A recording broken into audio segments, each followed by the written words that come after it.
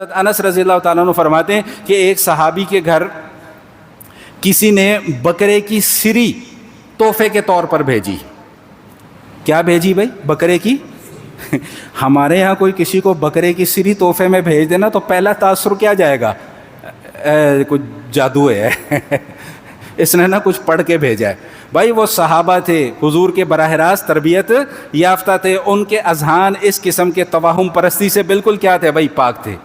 بدگمانیوں اور توہم پرستی سے بالکل پاک تھے. بھائی ہمارے گھر اگر کوئی میٹھا آ جائے نا، میٹھا کوئی بھجوا دے ہمارے، تو ہم ڈر کے مارے وہ میٹھا نہیں کھاتے کہ اس نے کوئی دم درود کر کے نہ ہمارے اوپر کوئی جادو ٹونا کر کے نہ بھیج دیا ہو. یہ بدگمانی ہے. آپ 24 گھنٹے گناہ کے اندر ہیں.